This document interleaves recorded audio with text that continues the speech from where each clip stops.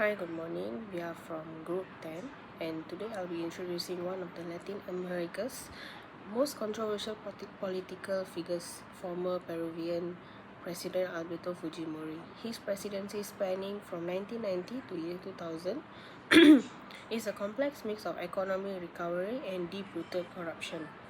So moving on, Fujimori came to power at a time when Peru was in economic crisis and under threat from rebel groups like Shining Path. He introduced aggressive economic reforms and security crackdown, which helped stabilize the country. However, behind this achievement was a darker reality. So moving on to the next. At the core of this scandal was Fujimori's close ally, Vladimir Montesinos, the head of the National Intelligence Service. So together they orchestrated a vast bribery network using public funds to buy off media owners, judges, politicians, and business elites to silence opposition and tighten their grip on power. Next, as public outrage grew, Fujimori fled to Japan in the year 2000. He was later arrested in Chile in year 2005 and extradited back to Peru. In the court, he faced multiple convictions for corruption and human rights violation and abuse of power. This case is a powerful example of what can happen when political power is unchecked. Fujimori's regime severely damaged Peru's democratic institution and shattered the public trust. It served as a stark reminder of the dangers of authoritarianism and the urgent need for transparency and accountability in governance. So, to end this introduction, I hope this gives you a clear picture of how the Fujimori scandal shaped not just Peruvian politics but also become a global lesson in political ethics and accountability. Thank you. Hello everyone, I'm Sharon and I'll be presenting the background of Alberto Fujimori corruption scandal in Peru. Fujimori was president from 1990 to 2000. He was first praised for defeating the Shining Path agency and stabilizing the economy, but later lost trust due to corruption and human rights abuses.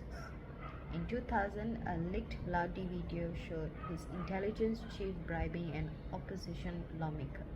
This exposed a massive corruption network involving media, business, and military officials, all funded by public money. Fujimori fled to Japan and resigned by fax. He was later extradited from Chile in 2005 and in 2007.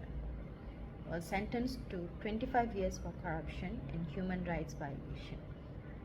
The scandal is well documented with hundreds of secret videos and major media coverage. It remains a landmark case for accountability and the fight against political corruption in Latin America. Fujimori's rule, a facade of democracy. Let's begin with an overview of how corruption operated under Fujimori's leadership. Although Peru was technically a democracy between 1990 and 2000, Fujimori maintained authoritarian control behind the scenes. A key figure in this was Vladimir Montesinos, the head of intelligence, who used public funds to bribe judges, politicians, media owners, and military leaders. The most infamous bloody videos captured many of these transactions. One particular video showing Montesinos bribing an opposition lawmaker went viral in 2000 and triggered a national political crisis, eventually leading to Fujimori's resignation. Core crimes and legal charges. Next, we look at the core criminal offenses. During this period, Fujimori's government was involved in bribery, money laundering, and large-scale embezzlement of public funds. But beyond financial crimes, there are also serious human rights violations, including forced sterilization and extrajudicial executions. These actions violated several sections of Peru's criminal code, specifically Article 384 to 401. According to Human Rights Watch, these abuses were carried out through state-sponsored programs. International legal violations. From an international law perspective, Fujimori's administration also violated key articles of the United Nations Convention Against Corruption, or UNCAC.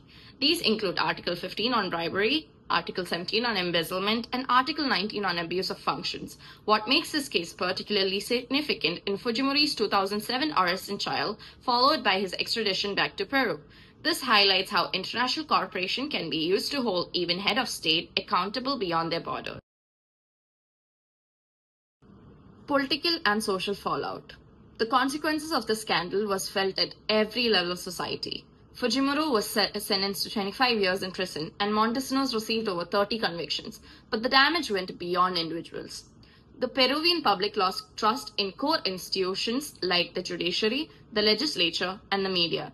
The intelligence service SIN was completely disbanded after being exposed as a key tool in systematic corruption. And finally, the legitimacy of Peru's political systems and elections were severely weakened. Reforms and national response. In response, Peru undertook a series of reforms to restore integrity and accountability. The Truth and Reconciliation Commission was set up between 2001 and 2003 to address human rights violations. The judiciary and intelligence agencies were reconstructed and anti-corruption laws were reinforced. There was also a push to strengthen civil society through public education and watchdog organizations. However, despite these efforts, traces of political manipulation and corruption still persist. Lessons for global governance. To conclude this section, there are several key takeaways for global anti-corruption efforts. First, unchecked executive power and weak institutions can quickly lead to systematic abuse. Second, civil society and independent media and a strong legal system are essential to prevent authoritarian control. Third, international corporations play a crucial role in ensuring justice, even beyond borders. And finally, the response to such scandals must go beyond punishment. It must involve long-term reforms that fix the root of the problem. To wrap up our presentation, the case of Alberto Fujimori shows how even leaders who start with good intention can abuse power when accountability is missing. While Fujimori helped stabilize Peru's economy and defeat the insurgent groups, his government was deeply corrupted by bribery, manipulation, and also serious human rights abuse, which were all exposed through the infamous Vala videos. The scandal didn't just impact the individuals, it damaged trust in Peru's institution, and it showed the world how the dangers of ignorant authority and showed how weak the system can be exploited. Ethically, this case reminds us why transparency, justice, and human rights must always come first when it comes to leadership. Most importantly, it taught Peru and the world that fighting corruption requires not just punishment, but also long-term reforms, strong institutions, and also active civil society. Thank you.